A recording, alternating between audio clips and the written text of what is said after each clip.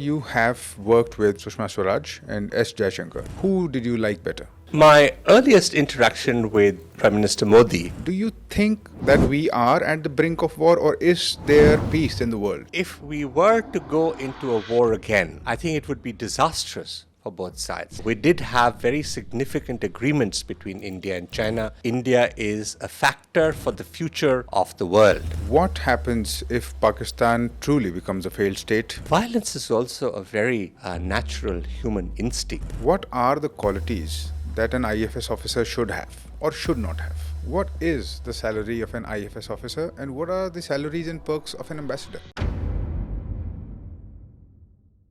Welcome to another episode of the Syllabus of Life.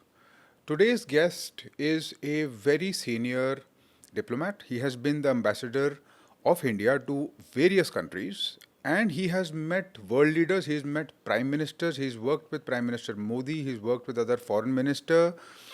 He has had an experience of the world of a manner that we can never have.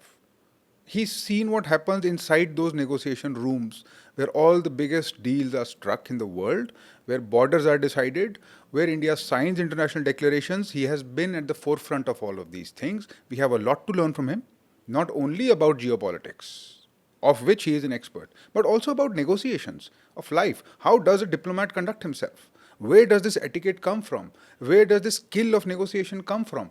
What is it actually like? I want to get into all of these things, and we'll do that. It is my honor and actually a privilege to be speaking with Shri Sanjay Bhattacharyya today. Let's get right into it. But before we do, I want to remind you that if you have not already done so, please subscribe to the channel. If you do that, you will find the notifications coming right on your phone exactly when a new episode is released. You will have that and you will remain connected with us in a much more intimate manner. Thank you, and let's get started.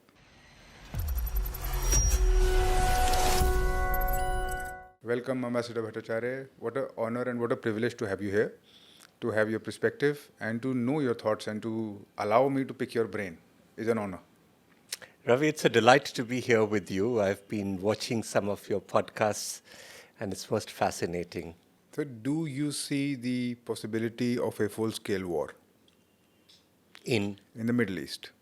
There is a war ongoing between the Israelis and the Palestinians. Do you think the war will escalate and turn into a more global conflict, a world war? No, I don't think so, because I think we've seen over the last several months that while there will be proxy attempts, and I think it is important to understand what proxy wars are.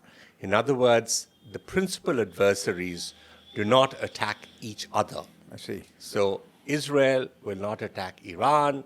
Iran will not attack Israel, apart from those very limited instances that we saw. But there will be proxies through Israeli attacks on various elements that are supportive of the Iranians, and Iranian-supported militias attacking Israel. I don't see any of the Arab countries actually wanting to get into this war, and I don't think countries like the bigger powers will want to get engaged directly in this particular conflict. Sir, Ambassador Bhattacharya, given the political climate in the Middle East, who do you think India should align themselves with more, the Arab side or the Israeli side? We also believe that this is not the era for war. And we also felt that some of the post-Second World War structures that came about, which are essentially built on the premise of alliances rather than partnerships, are not good for the contemporary world. And so we have steadfastly, as India, stayed away from aligning ourselves with one side or the other. Now, countries that are intrinsically alliance-based may find it difficult to understand our ideology, but I'm sure that over a period of time, they will. And for India, this has been a consistent policy. So in the past, when we had the fall of colonialism, we supported all the dependent countries come out of that period to become emergent powers. During the Cold War, we did not support either the West or the Soviet bloc. And we brought about this non-aligned movement. And over a period of time, particularly with the growth of India, not only the ability of India, but the willingness of India to take a more increasing role and participate in regional and global affairs, that non-alignment policy has moved towards what we call strategic autonomy. In other words, India has its own position. And so I don't think, given our history and civilizational contacts with both the Arabs and the Israelis, who are both our very close friends and partners, we need to take sides. Right. And I think they both understand this very well. Ambassador Bhattacharya, allow me to ask, as an ambassador and as a diplomat, what are the qualities that an IFS officer should have or should not have? Well, I think we come out of our society, and the most important thing for a diplomat or for a foreign service officer to have is to have a very good understanding and appreciation of one's own country and one's own people. Because the ambassador represents not only the Ministry of External Affairs, not only the entire government of India, but the entire people of India. And therefore, it is very important to have at the first level a good understanding of what India is, what Indians are, what is it that's driving us, what is it that we wish to be in the future. Because the role of a diplomat is to build communities overseas so that your national interests can be advanced. We are at a very interesting phase in our development today, and we have a very a moment of opportunity for ourselves.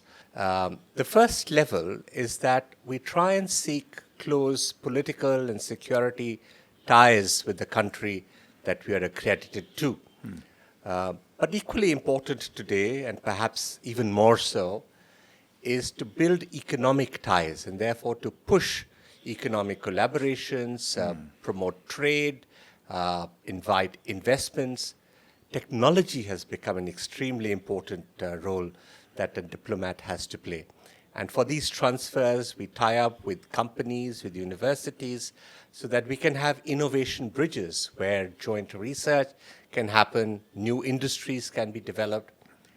And finally, I think what we call the most beautiful part of diplomacy, which is the cultural and people-to-people relations. And that's great because in some ways, this job is done by many others. For instance, Bollywood. And people like Amitabh Bachchan or Shah Rukh Khan have a great influence in different parts of the world. And we try and leverage that.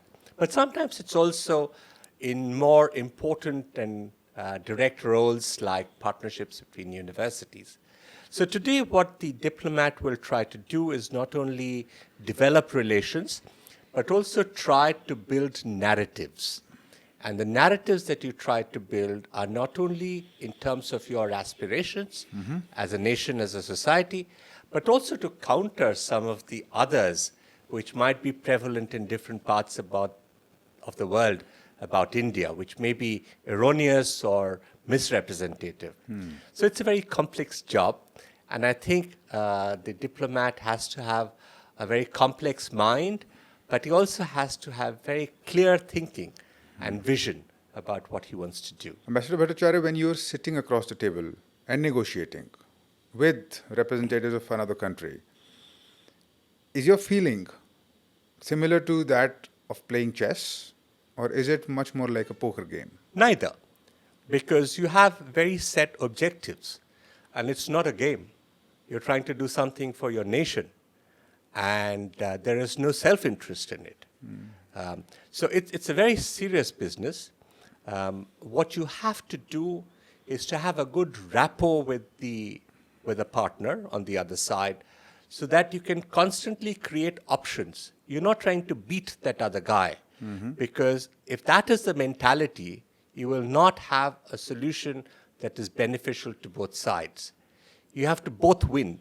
And so this is very different from a zero-sum game approach. I think in the past, when wars were the norm, they would have to beat the other guy. But I think the way we are evolving, and I think human beings constantly evolve, you have to find solutions that are meaningful to both sides. Speaking of solutions, Ambassador Bhattacharya, what do you think is a solution to the India-China issue that seems to keep popping up in some form or another? Do you think there is a solution to this? Certainly. As a diplomat, you also have to be an eternal optimist. There is a Chinese saying that the one who ties the knot must untie it. And I think in this case, the Chinese have tied themselves into a knot because they have violated agreements that they themselves had signed with India. And so what had happened over the last few years, in which there have been transgressions and incursions into the Indian side, those need to be addressed. And I think China needs to understand that even if it feels that it is in a position of superiority today, it can believe that its GDP is larger than that of India. It can believe that its military strength might be larger than that of India. But it does not understand that civilizations that have endured for millennia will continue to endure for millennia in the future. And the lack of trust, if that is brought about, will be disadvantages to their own betterment and their own society in the days to come. So I think in this case, China has to do a little bit of soul searching.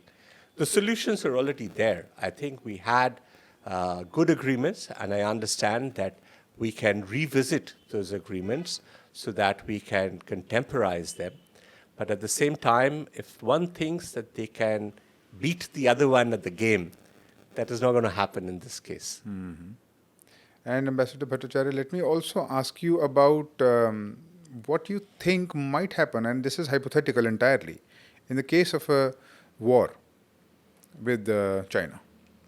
If there is a war, do you think... Well, as you know, we did have a war. In 1962, it was a conflict in our border regions. And I think it taught us many lessons. The loss of lives, the impact a war has on your economic progress, but most importantly, how it impacts the trust and cooperation between two major countries and peoples is extremely important. We are in a world of transformation.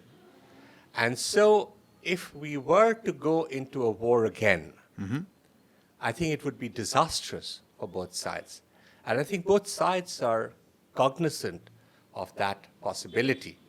And therefore, neither side wishes to have war.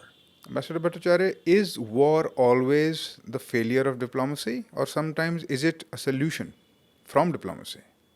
A war is never a failure of any part of any system. And it's not just diplomacy, because we as nations live a much broader life, and there is much greater coordination at various levels. So it's not just one element that can be put on the front foot. What actually happens is that Clausewitz, I think, had said that war is an extension of your intentions by other means. So if you cannot have a solution or creating options through other means, like agreements or cooperation, you sometimes go to war. But I think in today's times, unlike the past, wars are not quite the solution that people felt that it was in the past. And I think it's therefore necessary to look at what the concept of war is all about. Right. And I think it's becoming less popular as the days go by, even though we see so much of violence all around us. Yeah. Speaking of war and violence, what is your nature of humanity? What I want to ask is, and let me put this in another way, do you think that we are at the brink of war, or is there peace in the world? I think there is a quest for peace. And sometimes there is a temptation to believe that war can lead you to that end product. I think nobody really wants war as an end product, but as a means to an end. Peace is always the one that they desire. Whenever there is war, and there have been many wars in the past, the end of a war is some kind of a peace agreement.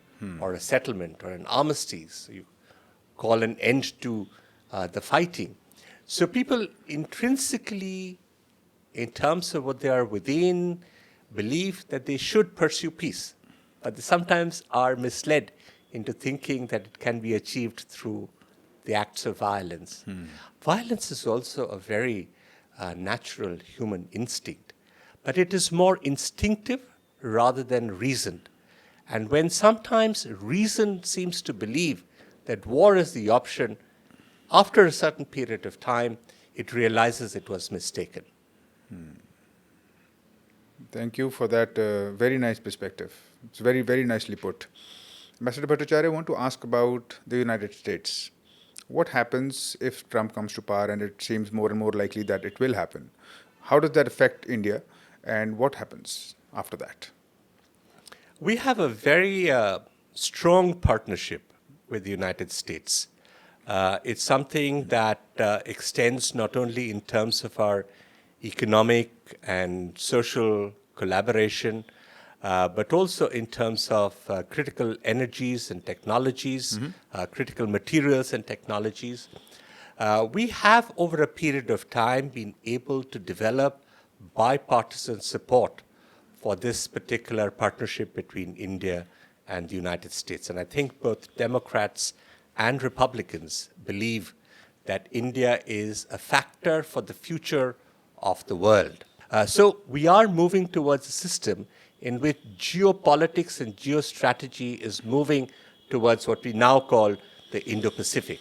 And I think India is very much in the center of these developments. And the United States believes that India will be a significant partner.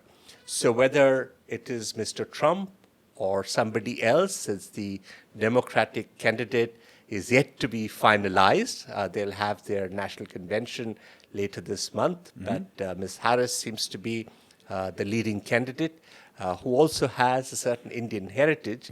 I think India-US relations will continue to develop and be a positive influence on global and geostrategic matters. Ambassador Bhattacharya, what happens if Pakistan truly becomes a failed state? Pakistan is actually a nation that was created at the time of our independence when the British left. It was never really a state. And it has grappled with that new identity that it had acquired at that point of time. So in some ways, Pakistan has been struggling to redefine its traditional role and to recast itself in the contemporary world. It had a terrible break because one part of Pakistan decided to become another nation, and so Bangladesh was created. And Pakistan today still faces those crises within itself, not only in terms of its polity, but also in terms of its society, and increasingly in terms of its economy as well. Also, since Pakistan is still very deeply aligned with certain other powers, which tend to dominate what Pakistan's potential could have been, it has not been able to realize its true status. So we have to deal with our neighbor the way it is. Right. You can choose your friends, but you cannot choose your neighbors. And so therefore we have a policy towards Pakistan, which is that we will deal with whoever is in Pakistan. I personally think we should engage with Pakistan much more, because it's only by engaging with them that we will give them the opportunity to understand what we actually are, because they seem to have forgotten that in their passion and friendship for other partners that they have at the moment. I am quite confident that Pakistan will eventually come around to be a true state. It could become a much closer partner of India, which will be to its own benefit. It could shake off some of these alliances that it has subjected itself because of the hatred towards India. And I think once that sense of trust can be reignited, we can have a meaningful relationship. That's a very optimistic and very, very different picture that you painted. I never thought this was a possibility, and I never thought anybody would think, somebody with your experience would think that that's how. Do you really think this can be happening in the future, that Pakistan becomes an ally? Well, I don't think we are in the world of alliances, as I said. I believe in partnerships rather than alliances. And I think there are sufficient number of people in Pakistan who wish to have the betterment of Pakistan. In some ways, when you mentioned about it being a failed state, you were probably alluding to the role of certain power brokers in the Pakistan system, particularly the armed forces and the intelligence, who play an overly dominant role in their politics and economy and society. But it, in a sense, is based on hatred towards another country. And I don't think intrinsically Pakistan has hatred towards India.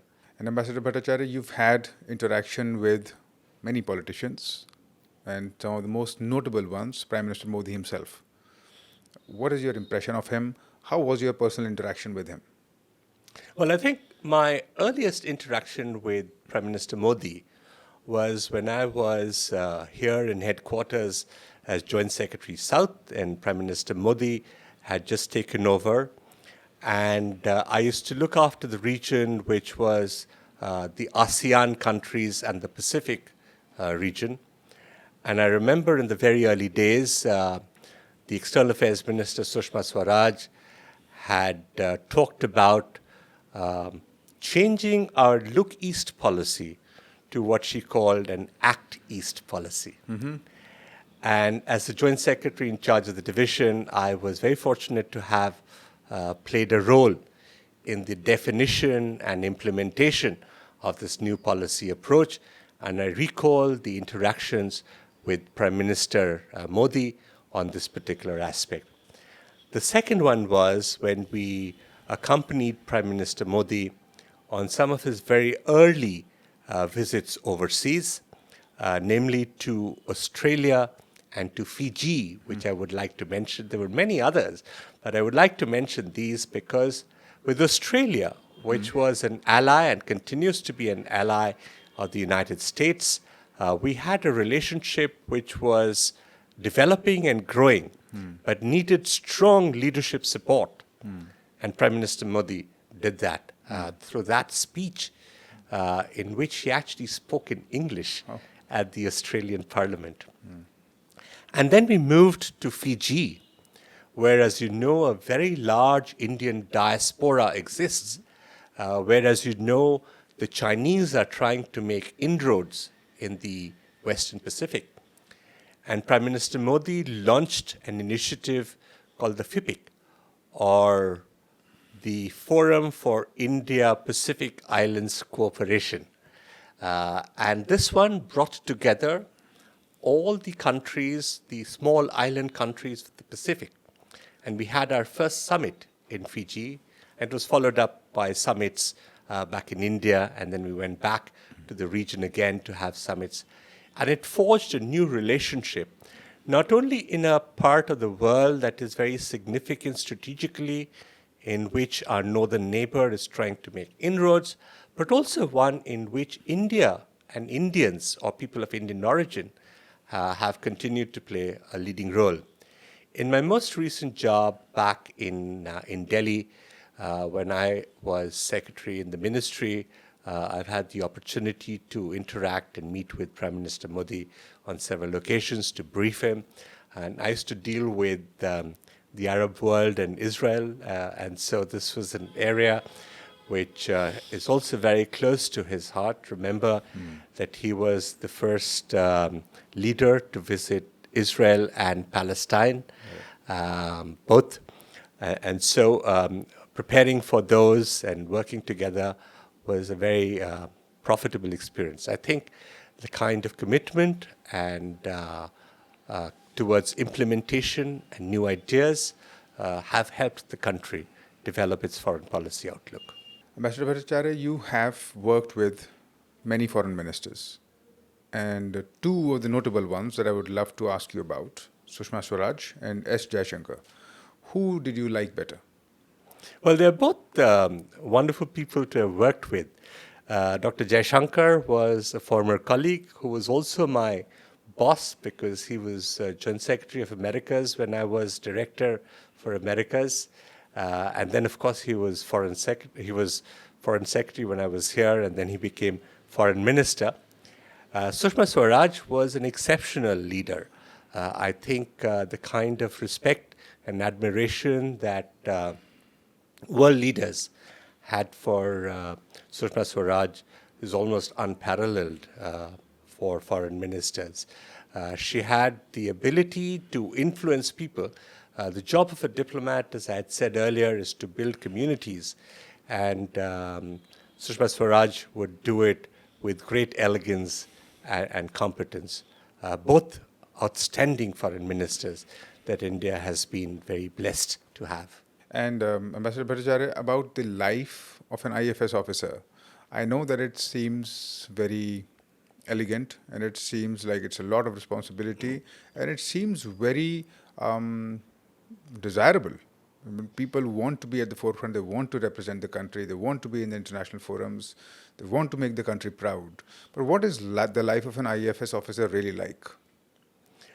Well, I think it's a lot of what you said, and perhaps it's a little different as well. I think it's a very exciting life. I think most of us join the government because we have a certain commitment or desire for public service, for doing things for the nation. And I think as a Foreign Service officer, as a diplomat, you have a unique opportunity to do that. I think there's a very sharp contrast between the role of a civil servant in the domestic environment, whichever, and that of a Foreign Service officer.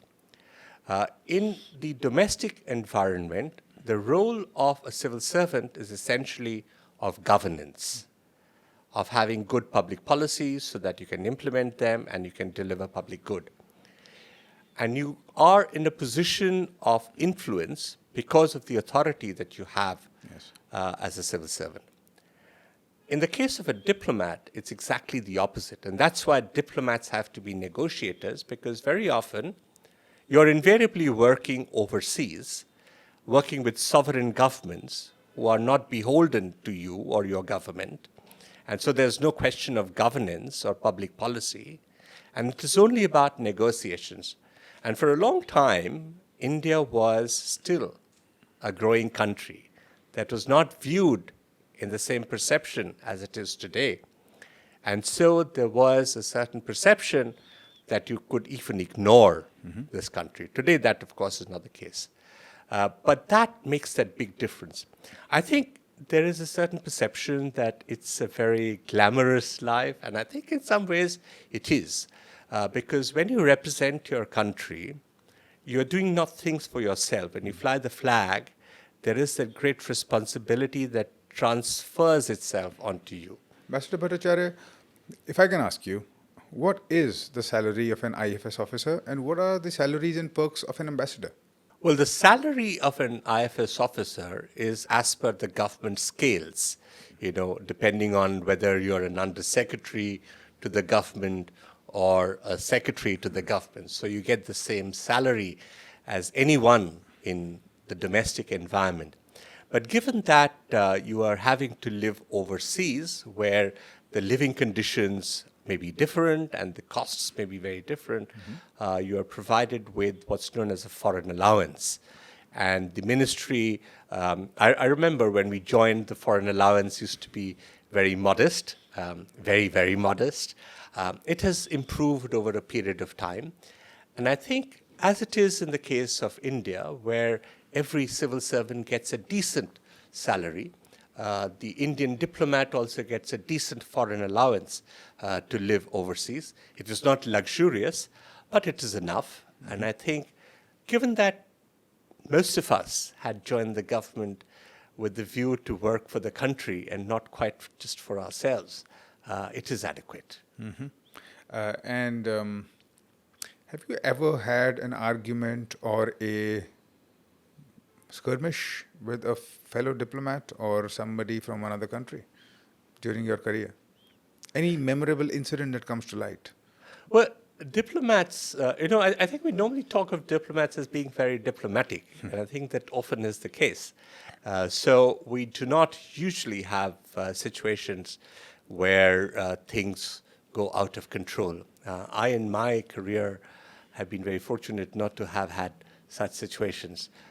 So I have legions of friends across the world, and friends that are now retired like me, and we are still in touch and we visit each other. So I think it's a strong bonding of being a diplomat. I think the circumstances that you live in, sometimes the circumstances that you live in are also quite difficult, sometimes even hostile. And an abduction, is that a real possibility of in the job of a diplomat? of being. In the job of a diplomat, is abduction a real possibility? Can it happen? Has it happened? Yes, it has happened. There have been instances of diplomats being abducted. There are instances of diplomats being killed as well. But I think, and I didn't refer to that, but I think the conditions when you're overseas can be quite difficult mentally as well. And I think there is some data that has been collated by other foreign services which seem to suggest that after the armed forces, the level of impact on mental health is probably the maximum on the diplomatic services because of the very stressful times and conditions that you need to operate in. But we've survived. So, Bhattacharya, a lot of students aspire to be ambassadors, IFS officers. What is your message to them? Well, we grew up at a time when there was a clear choice between working for the government and working in the private sector or setting up your own enterprise. And I think in some ways those similar choices exist today as well. I think each person must look into oneself to find out where he or she places oneself in society, and also where one wishes to be 30 years down the road, and then make a choice accordingly. I think the choices in the government are and continue to be very exciting. If I were to have a career choice again, I would definitely opt for the Foreign Service once more. It's an exciting career, and I think it provides great opportunity for taking your country ahead, particularly in the days ahead.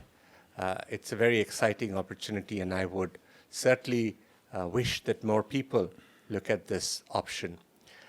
In terms of preparation, I would suggest that introspection is by far the most important part so that there is clarity of understanding. What the government wishes to have is not somebody who has a lot of knowledge, but how one processes that information and how one displays a certain commitment to the Constitution and to public service.